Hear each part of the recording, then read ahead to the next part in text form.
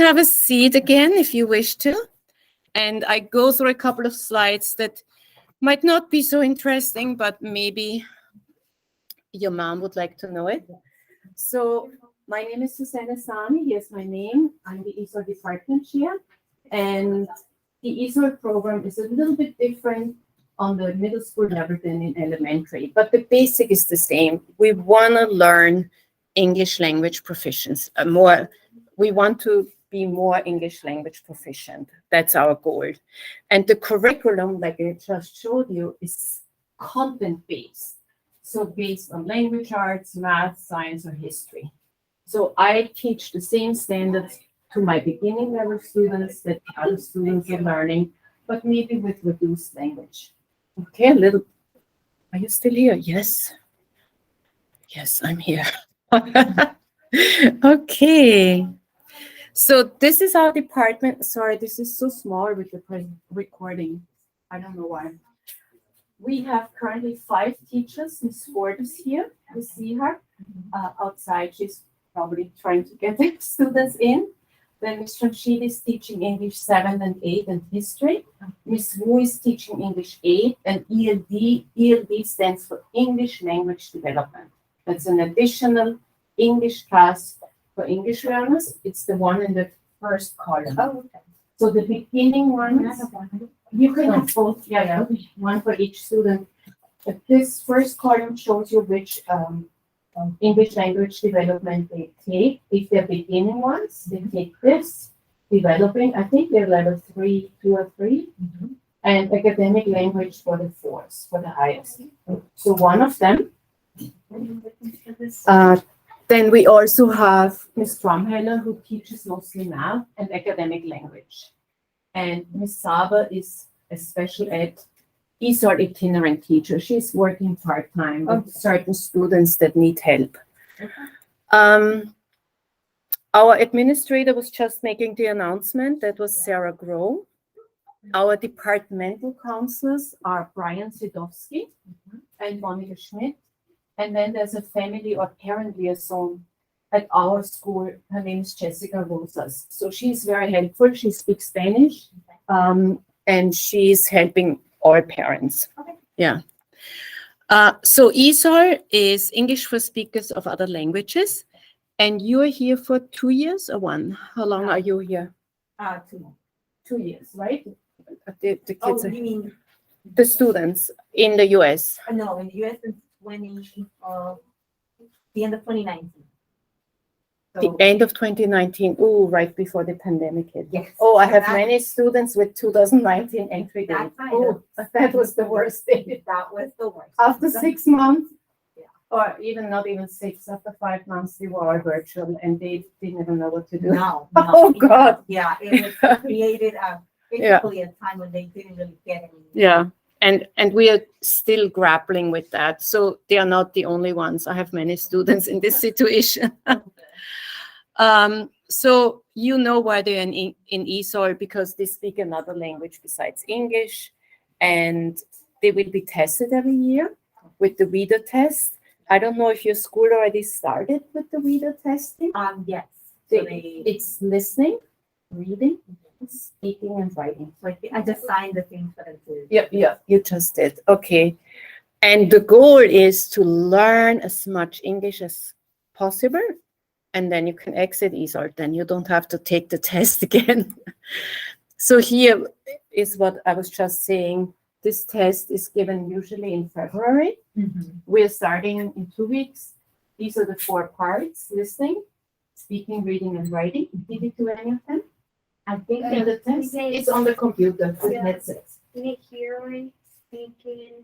I think they're writing. I'm not really sure. Yeah, it's a lot, right? Yeah, it's a lot. And the sad thing is the kids take it and then they have to wait until June to get the scores. Oh, okay. And based on these scores, we will schedule ESOL classes for next year. Oh, okay. So if you're level 3 or level 2 now and next year level 3, then we change the schedule. Right now, your teacher gives me a projection. They make a guess where you might be. So we create like a fake, not fake schedule, a projected schedule. Until June, I guess, when they. But in June, when we get the scores, I look at every kid's schedule again. Ooh, this kid is at 3 and we thought at 2. So let's move the classes differently. So we are adjusting after VIDA for sure. So these are the levers. I think both of them are either 2 or 3. I don't remember exactly. Yeah. But the goal is to be a 4 and then you can exit. Oh, Yeah. So the ESOL services on the elementary school level are a little bit different. Probably your ESOL teacher, I don't even know if you work with Dr. Laura, do you Yeah. work with her? So she either in a small group or she comes to your class, it's called push out, or she pulls you out. I don't know what you experience at your school. Does she come to your class? Wait, Christina, we want to shout, it's a little bit loud. He pulls us out from our class and we go to her. I'm sorry. He takes us out from my class. Oh, she pulls you, yeah, and works on ESD, probably English language development, right? Speaking, reading, writing, listening. Perfect. On the middle school level, I'm not pushing you or pulling you out from any class. You have ESOL classes, or we come into a team taught setting. So we do both. So the courses that you will experience are English, math, science, history, PE, and then an ELD class, and hopefully an elective. So these are the courses for level 1, 2. So you will have, I don't think you guys are level 1, 2. I don't think so. But just in case, you will have beginning English with an ESOL teacher, beginning ELD with an ESOL teacher, math and regular class, team taught. If needed, but they are here too long, they don't need that. Focus science is what I teach. This is in this room. And then beginning history. So these are the courses. I think they might be more on the next level, which is level 3. So she's got an IP, so it's. hers is a So little if she different. has an IP, sometimes we make a combination. Maybe she takes an ELD with us, but English with a special ed. So the teachers at her school, they have to collaborate. I told the teachers they should propose to make a combination because she still needs English language development, but also has needs from her IP that she has to get certain hours. Yeah, it's more complicated for students like that, but we have many. So level 3, in case you're level 3 next year, let's pretend, you have one developing ELD class, you have a team taught English, probably with Miss Ford, she's doing it for years, math, maybe team, maybe not, or math almost depends what your SOL score is, what your teachers recommend. History, science, regular classes. If I have enough teachers with team, it depends on the staffing. One elective and one PE. The good thing is about this class, you already get high school world language credit. You get that for ELD. Oh, And that's beneficial for later on when you graduate from high school. In case you jump to level 4, right? Similar classes. Your ESD class is called academic language, which is the highest ESOL class. English 7, math or math honors, depending what your teacher recommends. You can also take, if you're comfortable enough, history honors or science honors. But they require more reading. So it's up to you and your parents to decide, let's take one honors. Why not science or history? But it really depends on your strength, what you're really, really interested, and if you are good at reading. yeah. But if you just say, I just want to explore the basic, no worries, you just take the regular classes. But honors is open for anyone that would like to try one. I wouldn't overload it for ESOL kids, maybe one, but not like all of them. They have to slowly phase in. They're still kind of- Yeah. And also, you speak Spanish, right? When you are in 8th grade, we have a Spanish for fluent speaker class that many Spanish speaking students take. with a Spanish teacher, Miss Osorio, and they love it. Because many kids, you were not born here, right? But many kids are born in the US, they speak Spanish at home, but they never learn how to read and write. So that's a good opportunity. Or like you, now you're here for a couple of years, it's like, yeah, I don't want to forget everything I knew about reading and writing in Spanish. Let me enroll in this class. And so that's for students like that, to build both literacies. That's actually the best. In an ideal world, we would have bilingual programs for every language, but it's not possible. We have many different languages here. Yeah. That would be ideal. Then we also have some interventional remediation classes, reading. So that could be, if you say she has an IP, maybe they recommend a reading class. I would more recommend an ELB because it's fairly new that she is. Actual literacy is for higher ones, and some kids need more math help. Yeah. What about you? Do you think you need help in math? Yeah. So they You need, yeah. because then they could also take a math class instead of an elective. Mm. Or if strategies is a class where students learn study skills for students that struggle with that. So that's another option. But usually at the elementary school, they give us good inclination. Oh, this student needs study skills, or this student needs math support. Your elementary school teacher is the best to recommend that.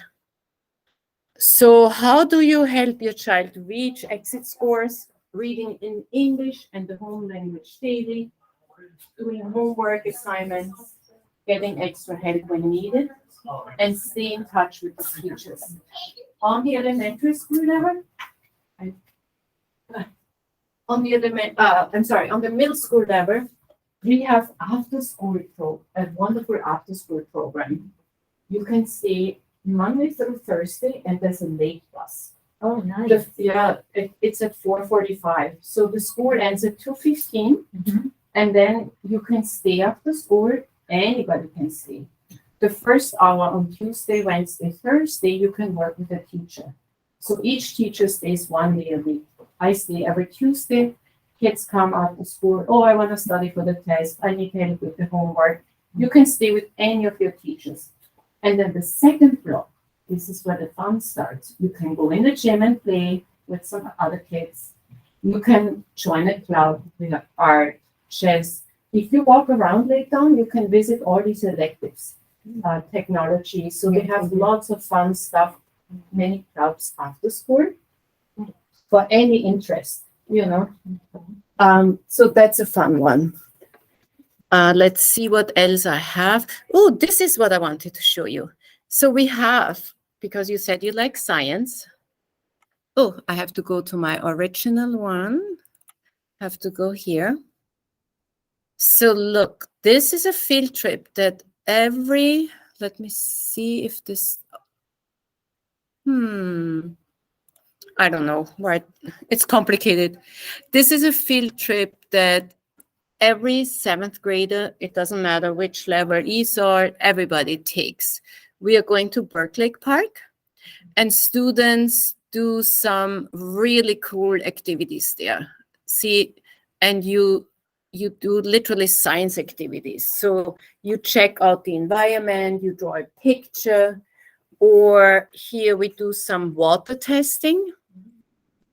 Then there are some graduate students that show us different kind of critters that you can see. Isn't that cool? I mean, I love it. Oh, wow. Everything from the lake. See, this is graduate students, and everybody has a little clipboard and taking data about the water quality, what critters they see in the lake or in the environment. Oh, look at that. So the kids really enjoy that field trip because it's really hands-on. It's pretty cool. And then this is another teacher, Miss Chamshidi. She's also one of our teachers. Another fun activity that we usually do is I invite my students to make, what, did I do this? No, make a space. Yeah, I attached the right one. Make a space, when you go to the library, is a special place where students can do different hands-on activities, taking apart a computer. Hi. Hello. How are you? How are you? Have you already met somebody from your candidation? My sister. Yeah, come. Come in 10 minutes. Yeah, Come in sure. 10 minutes because we're in the middle of a I'm presentation. sorry. Can you come in 10 minutes? Yeah, sure. Then I start I again. really miss you. Oh, I miss you too. See, they have so many different activities lined up. Drawing. We have a huge. When you go to the library, you see that. Or what is this called? Tic-tac-toe or something? Yeah. Yeah. And then all different kind of fun activities that. We went over there. Yeah, it's all. Look at this tower. What they build. So this is really cool. Or they are stacking the cups. So I usually try to go there once or twice a year because the kids really enjoy it. You know, it's something different. Okay, so I think, whoops, let me go here. Yeah, that's the end. Oh, we're good. We're good because